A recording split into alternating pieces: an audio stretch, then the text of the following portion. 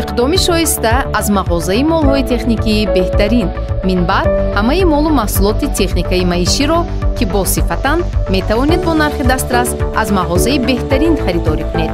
маҳсулотро мағоза аз ширкатҳои бонуфузи кишварҳои Русия, Туркия, Дубай, Итолиёву Чину Ӯзбекистон дастрас намудааст ва кафолати 3 сола дорад.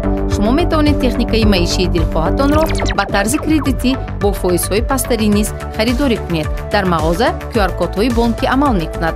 Суроға, шаҳри Хуҷанд, кӯчаи Исмоили Сомонӣ 46. Телефон барои маълумот 92 730 77 70.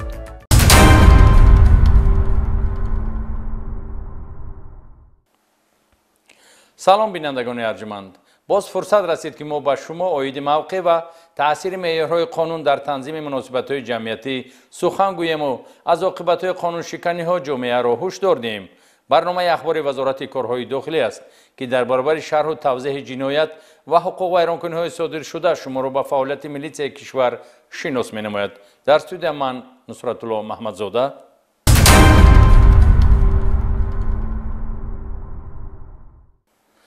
дар шаҳри Истарафшани вилояти Суғд кормандони шӯъбаи вазорати корҳои дохилии шаҳри мазкур сокини 25 солаи шаҳри Истарафшанро барои содир кардани ҷинояти одамкушӣ дастгир намуданд. ин ҷиноят шаби 4 июли соли 2023 дар натиҷаи муноқиша ба миён омадааст ки гумонбар ҳамзисти худ ҷавонзани 27 сола ва модари ӯро бо кор захмӣ карда дар натиҷа ҷавонзан фавтидааст. шаҳри ҳамкорамон майёри милитсия Акбар Шарифӣ дар ин хусус.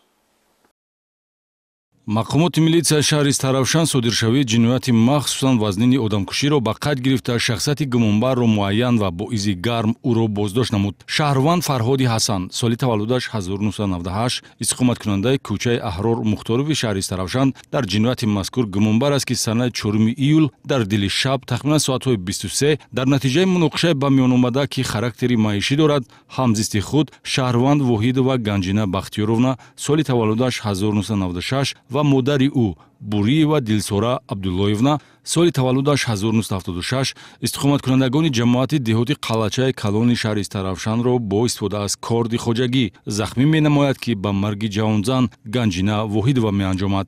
عملی اخیری ما توی یک شانفته هم تو برداشت که دسته بزدم دسته بزدم کارد گرفتم баъди содир намудани ҷинояти махсусан вазнин ҷои ҳодисаро тарк намудан кирдорест ки мақомоти тафтишотӣ ба гумонбаршуда Фарҳоди Ҳасан нисбат медиҳад. аммо ин гурез пои дер давом накарда бо гирифтани ахборот гумонбар дар натиҷаи чорабиниҳои оперативии ҷустуҷӯӣ ба дасти милитсия афтод.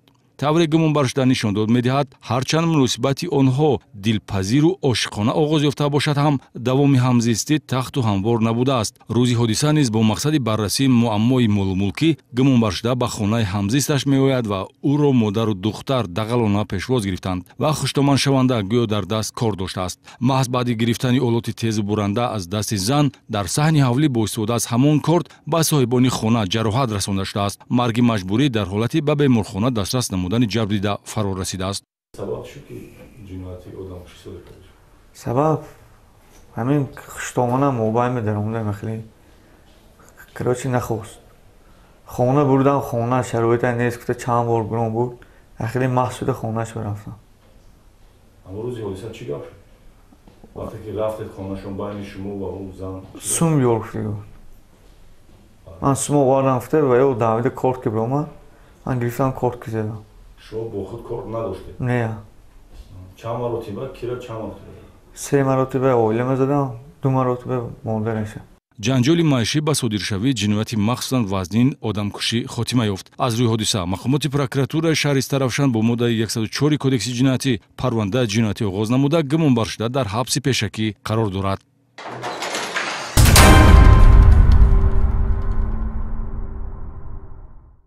чорабиниҳои оперативии ҷустуҷӯии кормандони шӯъбаи вазорати корҳои дохилӣ ду дар ноҳияи Фирдавсӣ фаъолияти пинҳонкоронаи як нафар нашъатҷалоберо ошкор кард ки ӯ дар ҳудуди шаҳри Душанбе ба паҳну фурӯши воситаҳои нашадор даст мезадааст. ин нафар зодаи ноҳияи Теймур Малик буда муддатҳои зиёд мешавад ки худ низ ба истеъмоли воситаи нашадор машғул буда ҳамзамон ин бори марговарро ба муомилот мебаровардааст. капитани милитсия Сироҷиддин Шакурӣ аз раёсати вазорати корҳои дохилии шаҳри Душанбе ин ҷиноятро шарҳ медиҳад. افراد جنایت‌پیشه با مقصد رسیدن به هدف‌های جنایتی خود از تمام راه و اصول‌ها استفاده می‌برند. متاسفانه هستند بعضی نفرانی که با مقصد پنهان نگاه داشتن عمل‌های جنایتی در ظاهر خود را شخص تقوادار نمایش داده در خلوت به جنایت‌های خرابی‌آور دست می‌زنند. اخیراً در نتیجه کارکردهای اپراتیوی جستجویی از جانب کارمندان شعبه وزارت کارهای داخلی دو در ناحیه فردوسی همچون گمانبر در صادر نمودن جنایت معاملات غیرقانونی وسطای نشادار شهروند امینوف نصرتالله عبدالجلیلوویچ سنه تولدش 1976 ساکن ناحیه تیمورملیک موقتا استقامت کننده شهر دوشنبه محله نوآباد دستگیر کرده شده پرده از روی عملهای جنایتی نام برده برداشته شد. ضمن سنجش معین گردید که او سالهای طولانی به خرید و فروش و استحصال و استعمال وسطای نشادار مشغول بوده است. نامبرده وسطای نشادار نوع افیون و متامفتامین را دسترس نموده با مقصد استعمال خود و به دیگران به فروش گذاشتن به طور مخصوص یعنی با راه آب کرده جوشانیدن ماده نوع وسطای نشادار را آماده می ساخته است. میشونم بعد این رو توضیح کردم در وی بانکر گرفته این نمیخواد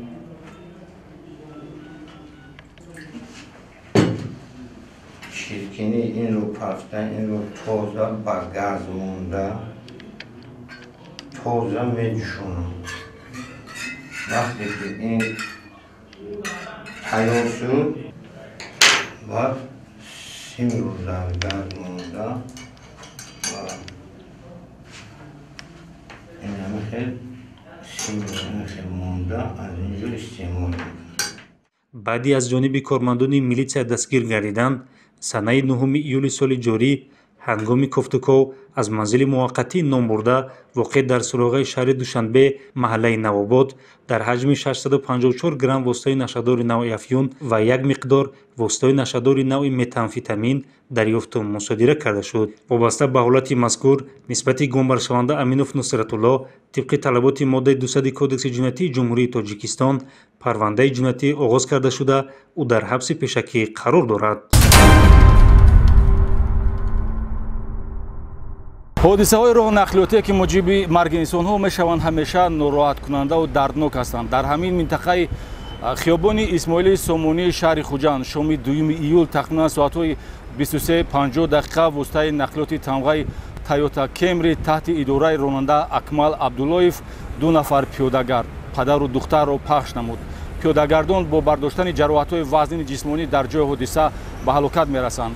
тавре тафтишоти пешакӣ иттилоъ медиҳад ронанда дар баробари бо суръати баланд идора намудани воситаи нақлиёт дар ҳолати мастӣ қарор дошт ва баъди ба садама дучор шудан ҷои ҳодисаро ноҷавонмардона тарк намудааст.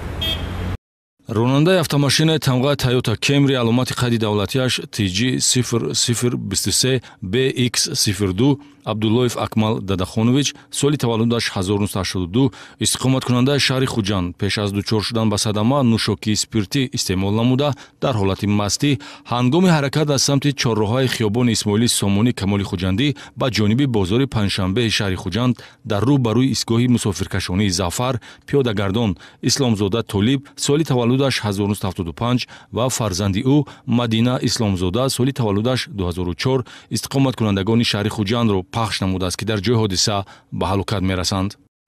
ман аз участкам ондозгӣ будам, спиртной нӯштагӣ будам.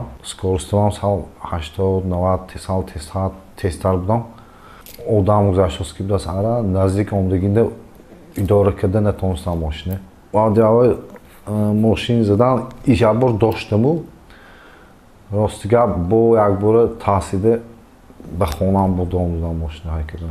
ташхиси автотехникӣ муайян кардааст ки ронанда то пахши пиёдагардон умуман кӯшиши боз доштани сабукравро накардааст, яъне ӯ имкон дошт фармони боздоштро пахш намояд ё ақаллан самти ҳаракатро дигар намояд ки дар вақту соати рух додани садама соати 23:50 бо назардошти кам будани шиддатнокии ҳаракати нақлиёт имконпазир буд. аммо аз таъсири машрубот ва худбоварӣ ин чораҳои бехатарӣ аз ҷониби ронандаи беинтизом риоя нашудааст.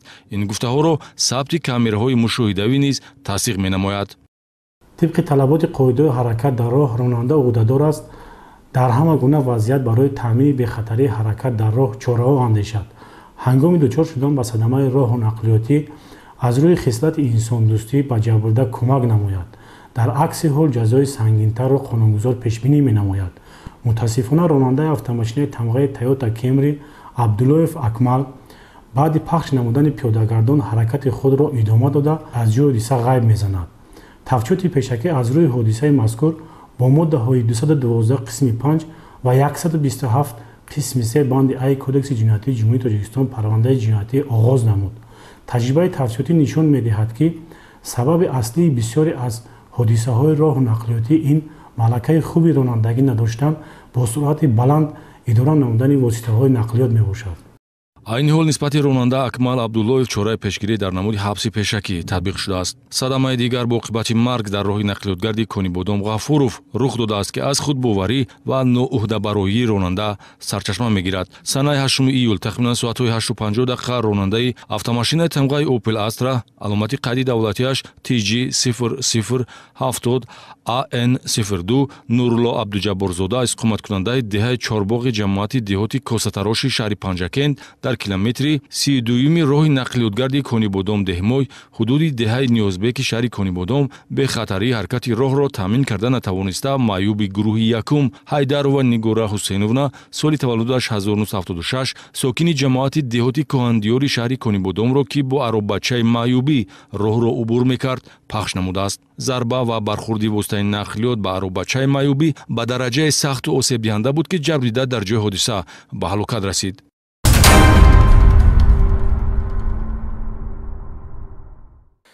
бинандагони гиромӣ, маърифати баланди ҳуқуқӣ метавонад шахсро аз кирдорҳои зидди ҳуқуқӣ боз дорад. мо намоиш додему гуфтем, аммо хулосаву қазоват аз худи шумост. то дидори навбатӣ, тансиҳативу хонавободии шуморо орзумандем. хайр.